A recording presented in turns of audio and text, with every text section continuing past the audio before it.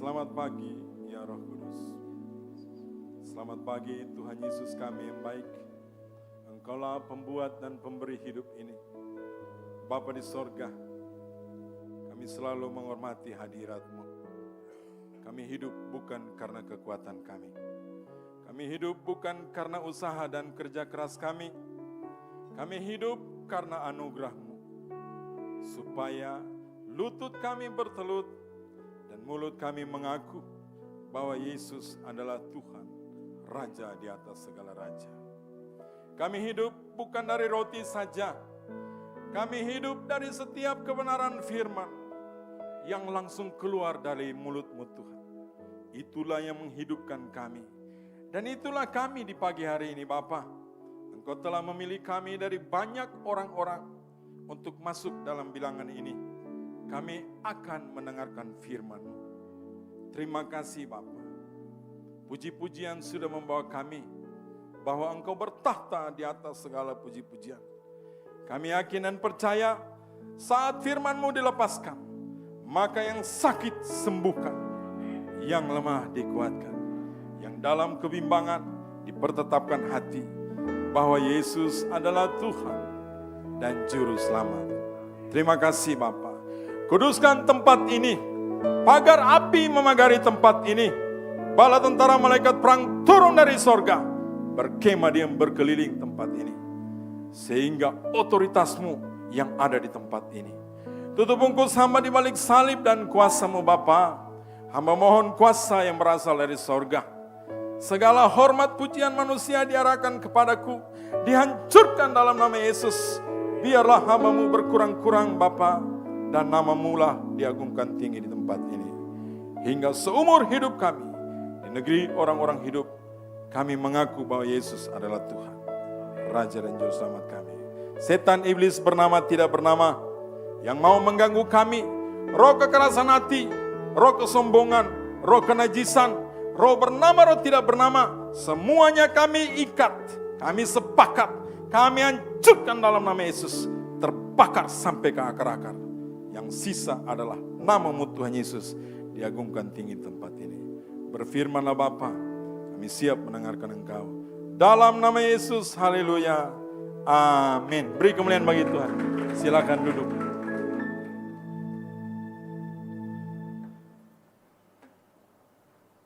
Puji Tuhan, saya pagi ini diberkati dengan puji-pujian. Singer terima kasih, luar biasa. Ya, yang datang di tempat ini, kalau tidak dipulihkan dengan puji-pujian itu, haleluya, luar biasa. Beri kemuliaan bagi Tuhan. Ya, singer tetap itu begitu saudara-saudara. Kalau mau pimpin pujian, satu hari sebelumnya berdoa minta hadirat Tuhan, rasanya lain. Amin. Rasa tambah. Ya.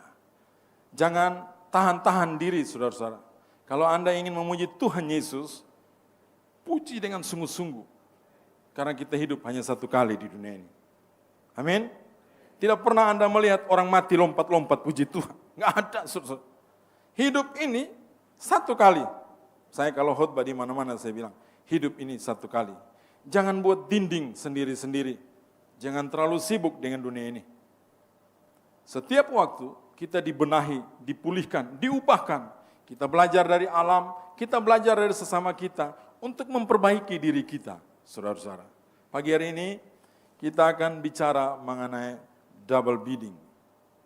Banyak orang bertanya, apa ini? Mari kita akan membaca dan mendengarkan firman Tuhan dari kitab Markus, pasalnya yang ke-8, ayat 22 hingga yang ke-23. Karena tim IT semuanya bekerja sama, jadi pasti akan ditampilkan di depan. Biar supaya saya tidak pasif, saya ajak jemaat untuk sama-sama membacanya. Dan untuk menghormati firman Tuhan, saya jemput jemaat berdiri. Markus 8 ayat 22 sampai dengan 23. Markus 8 ayat 22 sampai dengan 23. Lembaga Alkitab Indonesia memberikan judul Yesus menyembuhkan seorang buta di Betsaida. Sama-sama, 1, 2, 3. Kemudian tibalah Yesus dan murid-murid di Betsaida. Di situ orang membawa mereka kepada Yesus seorang buta, dan mereka memohon kepadanya supaya ia menjamah dia. Yesus memegang tangan orang buta itu dan membawa dia keluar kampung. Lalu ia meludahi mata orang itu dan meletakkan tangannya atasnya dan bertanya, "Sudahkah kau lihat sesuatu?" Orang itu memandang ke depan, lalu berkata, "Aku melihat orang, sebab melihat mereka berjalan-jalan, tetapi tampaknya seperti pohon-pohon." Yesus meletakkan lagi, terus saja saudara-saudara, Yesus meletakkan lagi tangannya pada mata orang itu, maka orang itu sungguh-sungguh melihat dan telah sembuh, sehingga ia dapat melihat segala sesuatu dengan jelas. Sesudah itu, Yesus menyuruh dia pulang ke rumahnya dan berkata, "Jangan masuk ke kampung." Sama-sama katakan, amin. Silakan duduk. Jemaat Tuhan, inilah hari yang minggu yang terakhir di bulan ini. Saya mau tanya, ada sehat-sehat semua? Amin. Amin artinya benar. Puji Tuhan. Bapak Ibu Saudara-saudara, dalam pengalaman pelayanan kami, waktu saya sekarang stay di Balikpapan, dulu kami di Manado. Kalau setiap kali orang datang berdoa ke rumah, ada hal-hal yang Tuhan suruh berdoa sambil sentuh dia. Tapi juga ada yang tidak. Ya, biar dia datang ke rumah 3-4 kali. Kalau Roh Kudus tidak suruh sentuh, kami tidak sembarang sentuh orang. Ya. Karena bicara sentuh menyentuh, banyak juga yang tidak disentuh, tidak suka disentuh badannya. Ya. Semakin orang itu keras, semakin orang itu bebal dan degil, biar dia nangis-nangis, kami tidak sentuh dia. Tapi kalau orang butuh pertolongan, dia sangat mengharapkan ada mujizat. Itu Roh Kudus suruh kita sentuh dia. Dari pengalaman pelayanan, kalau orang yang kami sentuh dengan sungguh-sungguh, begitu kami berdoa dan begitu kami lepas, kami capek, saudara. Seperti ada sebagian dari kekuatan kami pindah ke situ. Ya. Sehingga kami tidak sembarang mendoakan orang. Tadi saya lihat Pak Pendeta Stephen tumpang tangan ke pengerja-pengerja, pantas apinya bertambah, saudara. Ya. Mereka menyanyinya lebih giat lagi. Ya. Saya tadi lutut saya agak engkel, begitu nyanyi yang tadi. Saya merasa di sini sudah ada IKN, Ibu Kota Nusantara. Ada bahasa Jawa, ada bahasa Batak, tapi Manado dan bahasa Dayak belum ada. Ya, besok-besok ini PR buat pengerja. Ya, jangan pilih-pilih kasih. Puji Tuhan. Ini gereja ini membutuhkan singer-singer lebih hebat lagi. Ya, beri kemuliaan bagi Tuhan. Kenapa saudara-saudara? Kalau pujian yang hebat, orang masuk dari pintu itu, saudara. Dia sakit, dia sembuh. Benar. Jadi kalau Anda memuji Tuhan, angkat lagu benar-benar. Ya. Benar-benar, sungguh-sungguh. Ya. Anda datang, Anda lupa, Anda sedang sakit. Pulang-pulang sembuh. Belum berdoa. Bapak Ibu Saudara-saudara yang diberkati dan dikasihi oleh Tuhan kita Yesus Kristus. Selaku hamba Tuhan, seperti posisi kami, itu kami harus rajin berpuasa. Ya. Kalau kami mau buat doa pelepasan bagi orang-orang kerasukan, di dimensi roh, setan kenal kita. Setan kenal kita, saudara. Dia tahu mana hamba Tuhan palsu. Dia tahu mana hamba Tuhan asli. Biar dia berdoa pakai kata-kata bagus, biar dia khotbah dahsyat, saudara. Tapi setan tahu dia tidak punya mezbah doa. Kenapa kita harus selalu berdoa? Dunia ini sudah diberikan kepada yang jahat. Anda dan saya ada satu rumah dengan iblis. Orang rajin-rajin berdoa, orang rajin-rajin pelayanan, dia bisa pindah ke agama lain. Dia bisa pindah ke Tuhan bangsa-bangsa lain. Ya. Ini penting saya harus ingatkan. Kami di Balikpapan, sesekali ada yang datang tes kami. Dia pakai ilmu putih. Dari mana kami tahu? Begitu dia masuk rumah kami, kakinya tidak bisa melangkah. Dia nyangkut aja. Saya lihat di belakangnya ada orang besar, wah, warna putih. Ini orang suka baca Alkitab, tapi dia bikin itu ayat Alkitab seperti mantra. Ya. Kalau yang begitu saya biarkan dia menikmati tanda kutip dulu apa yang dia rasakan. Orang-orang begitu jangan langsung didoakan. Ada orang sakit karena kedegilan dan kekerasan hati, karena keangkuhan. Kitab Mazmur bilang, di tubuhmu bagian mana lagi yang aku pukul baru kamu bertobat. Jangan terlalu keras hati, saudara-saudara. Jangan keras kepala kalau firman datang tegur. Kalau Anda harus pulihkan, bertobat. Sekuat-kuatnya kita, sehebat-hebatnya kita, toh kita akan mati. Amin. Amin. Yes. Kalau kita tahu kita ada batasannya, pakai waktu itu untuk Yesus. Ingat, waktu yang pertama, siapkan waktu khusus dengan Yesus. Jemaat tahu, kenapa saya pakai baju resmi begini? Harus ada perbedaan antara pelataran Tuhan dengan waktu Anda ke pasar. Harus ada perbedaan. Saya tidak tahu yang lain. Tapi karena saya tahu Yesus adalah pembuat hidup ini, saya harus datang dengan hormat, takut dan gentar. Perlu jemaat tahu, saya berdiri di sini, saya tidak lebih baik dari Anda, saudara-saudara. Saya tidak lebih luar biasa, no. Sama kita terbuat dari daging dan darah. Jangan Anda pikir semua yang baik di kami dan semua yang tidak baik di jemaat. No. Kita saling belajar. Firman Tuhan bilang, besi menajamkan besi. Manusia menajamkan sesamanya. Tadi saya katakan, dari manusia satu ke manusia yang lain, kita lihat ada sesuatu yang baru. Kita belajar dari situ. Makanya orang kalau tidak bergaul, saya bingung juga. Ya, dia bikin diri terlalu eksklusif, bingung juga. Dari mana dia mau bertumbuh, saudara-saudara? Dari alam kita belajar. Saudara-saudara, banyak hotel-hotel mewah yang memanfaatkan pemandangan yang indah. Bahkan dia bikin kamar itu berhadapan dengan pemandangan yang bagus. Sehingga rate-nya atau harganya pun berbeda.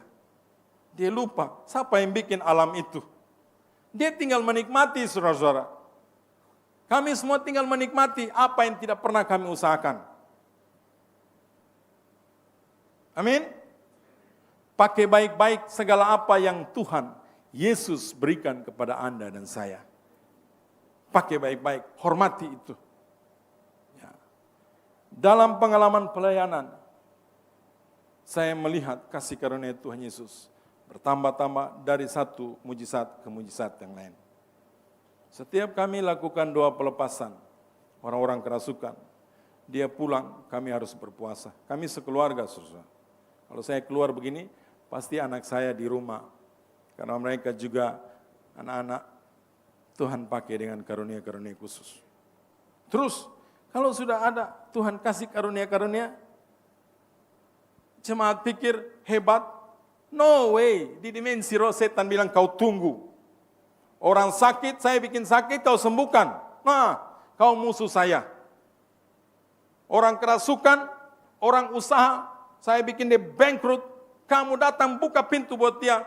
Kamu, saya akan tandain kamu.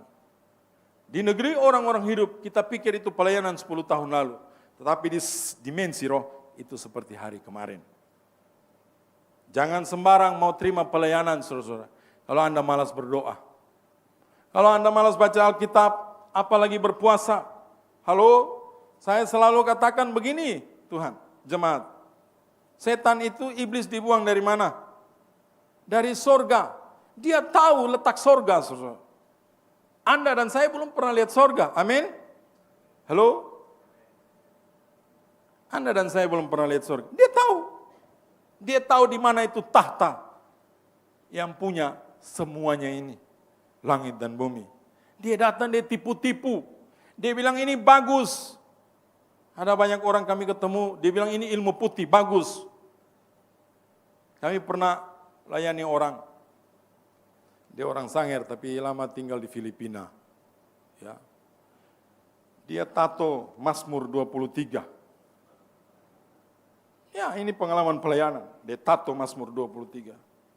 Dia bilang, Pak Pendeta, saya kalau jual ikan ke Filipina, dia suka illegal fishing. Di Sulawesi Utara kebanyakan ada illegal fishing.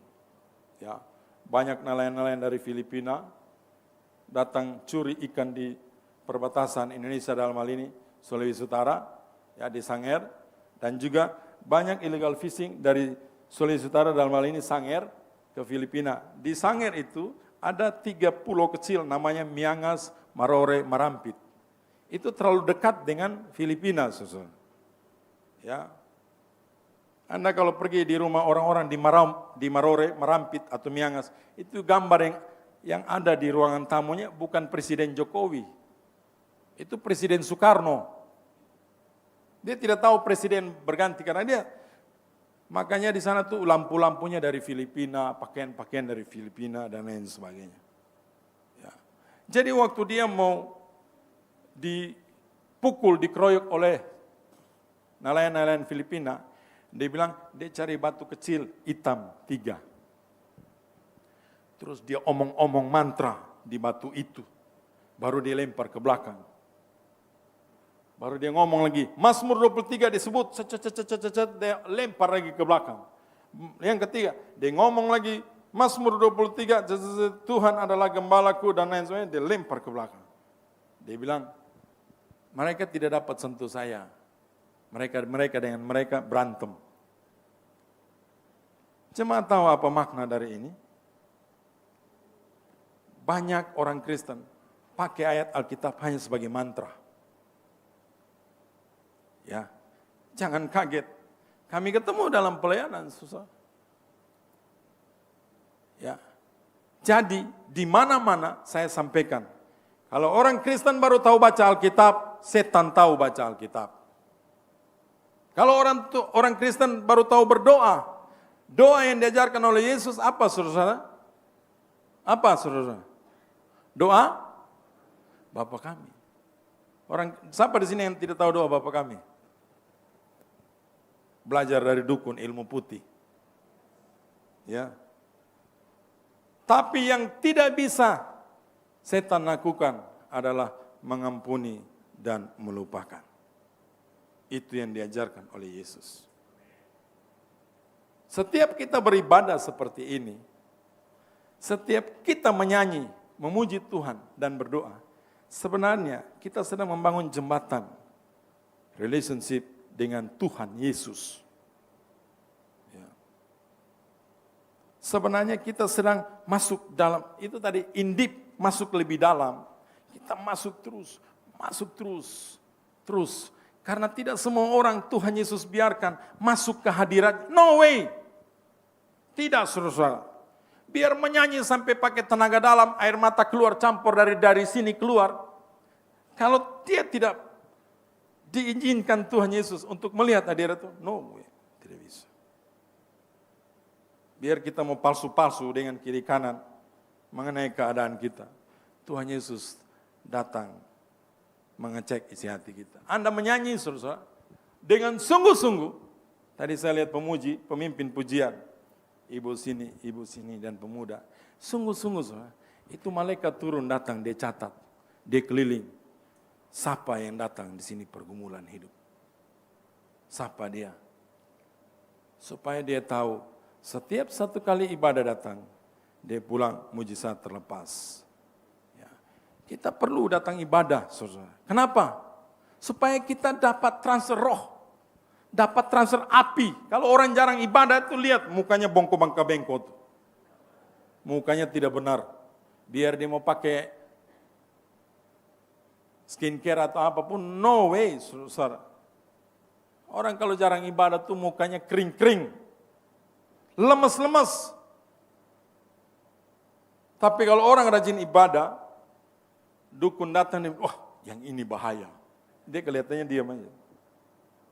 Setan bisa lihat, wah ini bahaya. Saudara-saudara, kalau Anda rajin ibadah dan berdoa, tubuh kita ini, saya pernah berhadapan dengan dukun, dia bilang ada cahaya yang melingkupi ini, ikut badan kita. Pernah dukun mau sihir saya, dia bilang, wah di belakang Bapak ada singa besar. Saya pura-pura, wah Bapak belum makan, makanya Bapak lihat singa. Ya, pura-pura, padahal dalam hati saya, coba saja. Coba saudara. Ya.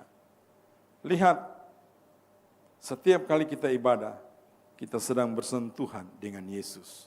Anda jangan sia-siakan ini saudara. Ya.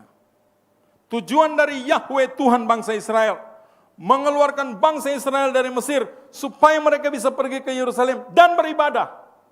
Karena di tempat ibadah, Tuhan ingin berbicara dengan umat pilihannya. Lewat pujian, lewat firman, lewat segala macam. Jadi, kalau orang jarang beribadah, bagaimana bisa Tuhan mau berbicara dengan kita? Saudara?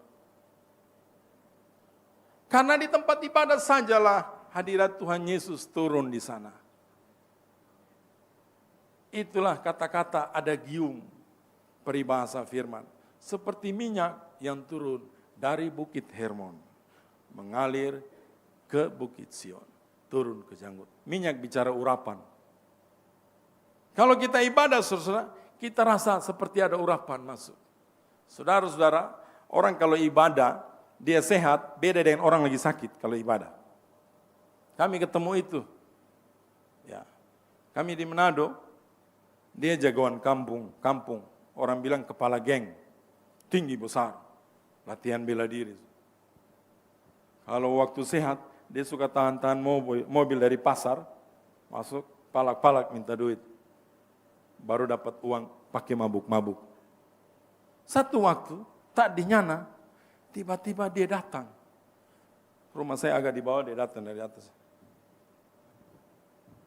Apa ini saudara? Stroke. Tangan bengkak-bengkak, kaki bengkak-bengkak. Duduk masuk di rumah saya, mau duduk begini. Tinggal banting diri, duduk. Saya bilang, Pak, apa kabar? Pak Simon, so sakit kita. So nen tahu mau bagaimana bahasa Manado. Saya bilang, Bapak sakit? Kan Bapak hebat, saya lihat tiap hari ada tahan-tahan mobil. Dia tunduk. Malu dia. Bapak tidak boleh sakit. Pak, sorry Pak, saya lagi sibuk, saya bilang. Pak Simon, tolong. Kalau yang begini-begini kami pengalaman. Biar dulu dia menikmati sakit itu. Dia bilang dia sakit sekali. Saya bilang iya, belum mati kan Pak? Ya, biar saja saudara. Orang kalau sakit, rasa-rasa Tuhan Yesus tidak boleh urus lain, urus dia saja. Benar. Dia mau Tuhan cepat. Tuhan Yesus nggak lihat saya ini sakit. Lihat Tuhan, saya ngomongnya sudah mulut bengkok kiri kanan. Kaki tidak bisa jalan, tangan tidak bisa lipat. Makan pun disuapin. Tuhan, tolong saya. Baru dia mulai ungkit-ungkit. Tidakkah Tuhan tahu dulu saya melayani Tuhan?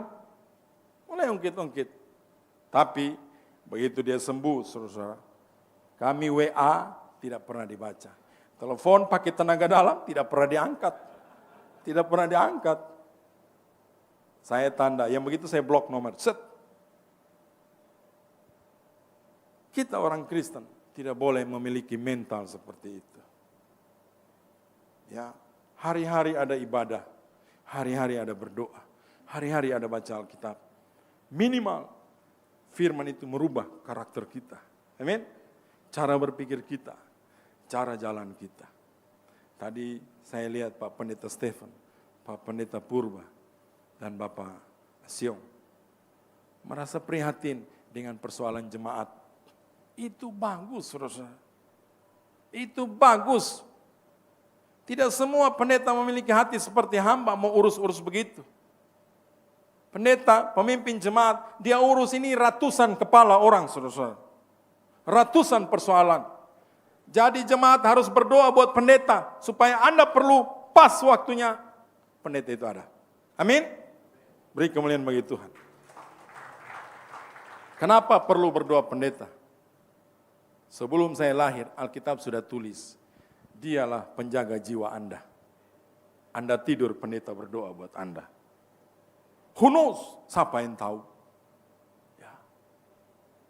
Masa dia mau berdoa terus dia bilang begini, halo, saya berdoa buat kamu. Saya tidak pernah begitu. Saya tidak pernah. Makanya kalau orang minta berdoa itu, saya minta kasih kabar kembali. Jangan dia sudah sembuh, kami berdoa terus buat dia masih sakit. Padahal dia sudah melanglang buana kemana-mana. Sudah kawin ulang lagi. Iya. Nanti ketemu tidak sengaja di satu tempat.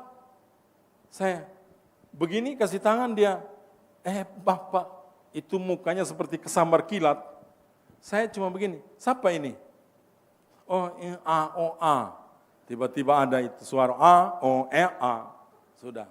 Saya bilang, Pak, saya butuh jawaban. Siapa ini, Pak? Kalau saya tegas. Oh, ini Pak, saya yang dulu dimulai garuk. Tidak gatal di kepala, garuk ini. Semua. Dia bilang, ini Pak, yang dulu tidak cocok. Pak, anak sudah 5 dengan istri yang lama tidak cocok, Pak. Itu hobi namanya, saya bilang. Terus yang ini cocoknya yang mana? Ibunya salah tingkah. Tidak boleh, saudara. Kita hidup ini harus komitmen and tegas. Dengan dosa Anda harus tegas. Berani Anda apa sedikit saya goyang di situ. Iblis dia tahu, makanya saya bilang 3. Diri kita ini 3 tahu, 3 yang tahu. 1, diri sendiri. 2, Tuhan Yesus. 3, setan tahu. Dia tahu apa yang kita perlu. Jangan anggap remeh. Saya selalu bilang, setan itu ada kuasa. Tetapi yang berkuasa adalah Yesus. Yesus yang berkuasa. Setan ada kuasa, tapi Yesus lebih berkuasa.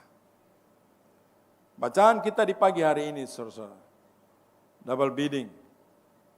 Ada satu cerita fakta dari Amerika di tahun 95, mungkin jemaat sudah tahu. Ada seorang ibu namanya Heidi Jackson. Dia melahirkan anak kembar 2 putri. Namanya Brielle and Kyrie Jackson. Tapi rupanya mereka lahir prematur. Prematur itu artinya belum saatnya 9 bulan, bayi itu sudah keluar. Dia prematur 4 bulan. Bayangkan, berarti cuma 5 bulan di dalam perut. Ya, saudara-saudara, jemaat bayi ini keluar, ditaruh di inkubator yang berbeda. Brielle di sebelah sana, Kyrie di sebelah sini. Ya. Tapi apa yang terjadi? Hari demi hari, ya, selama hampir sepekan, Brielle ini mengalami penurunan oksigen di paru-parunya. Badannya biru, bibirnya gemetar. Dia nangis terus, saudara-saudara. Sehingga oksigen di dalam tubuhnya berkurang. Begitu ganti penjaga susternya, datanglah suster Gary. Kalau saya tidak salah. Suster ini, saudara-saudara, dia mendengar kabar Gail Kasparian. Suster ini namanya Gail Kasparian. Segala upaya sudah dilaksanakan supaya menyelamatkan bayi yang namanya Brielle. Tapi tidak sembuh juga. Ya. Terus Ibu Suster Gail Kasparian ini pernah mendengar ada satu teknik penyembuhan yang baru ditemukan di Amerika. Namanya double bidding. Sudah tahu apa yang terjadi. Ya. Karena Brielle nangis terus, ya, maka Ibu Suster Gail Kasparian, dia angkat si Brielle, dia taruh satu inkubator dengan Kyrie. Ya. Hanya dalam tempo beberapa menit, si Brielle sudah masuk di bawah lengannya Kyrie. Ya. Dan seperti otomatis Kyrie pun angkat tangannya peluk begini. Saudara. Lambat laun, si bayi Brielle ini sembuh. Ternyata dia merasa nyaman. Dari sejak keluar dari perut, dia tidak pernah ketemu temannya ini. Karena dipisahkan di inkubator. Akhirnya viral lah. Ya, pelukan ini disebut pelukan keselamatan atau double bidding. Bapak Ibu Saudara-saudara, dalam hidup ini berulang kali dengan berbagai cara Yesus ingin melewati kita lewat sentuhan-sentuhan firman. Ya. Kita ini kurang apa, Saudara? Ada pendeta hamba Tuhan bicara bahasa asing pakai translator. Ada pendeta bicara pakai bahasa tinggi dengan latar belakang pendidikan mau strata 1, strata 2, strata 3, profesor, doktor, profesor. Tapi orang kalau dasar tidak bertobat, tidak bertobat. Tidak berubah. Ada orang yang tidak perlu khotbah kencang-kencang, cuma ngomong 1-2, pulih, hidupnya diberkati. Lewat berbagai cara, Yesus sebagai Tuhan ingin melewati umat pilihannya lewat berbagai sentuhan. Kalau Anda kasar, orangnya karakternya kasar, beliau datang dengan lembut. Kalau Anda lembut, Roh Kudus datang kasar, sedikit kasar. Orang lembut-lembut itu kadang-kadang kesentuh sedikit, nangisnya terus-terus. Ya. Firman Tuhan itu kadang-kadang dia kencang juga. Jangan Anda pikir firman Tuhan itu lembut. Firman Tuhan sudah keras saja orang tidak bertobat, tidak masuk surga. Apalagi lembut-lembut. Ini kita perlu minta tuntunan Roh Kudus. Minta pertolongan Roh Kudus. Supaya saat Anda mendengarkan firman Tuhan, roh yang Tuhan taruh dalam diri kita, bekerja sama dengan Ruach HaKodes, Roh Kudus. Dia memulihkan, mengubahkan, memperbarui hidup kita. Sehingga besok-besok Anda datang ibadah lagi, Anda tidak datang sendiri. Orang-orang tua, jangan egois. Kalau datang ibadah bawa keluarga. Supaya jangan cuma kita yang diberkati, amin. Bawa keluarga. Supaya jangan cuma kita yang diselamatkan. Supaya kita ketemu di sorga, amin. Sehingga kalau kita satu keluarga dipulihkan, maka Tuhan Yesus memerintahkan berkat bangsa-bangsa masuk ke rumah itu. Karena di rumah itu namaku diagungkan tinggi. Amin. Kalau sudah amin berarti selesai. Tuhan Yesus memberkati kita semua. Beri kemuliaan bagi Tuhan.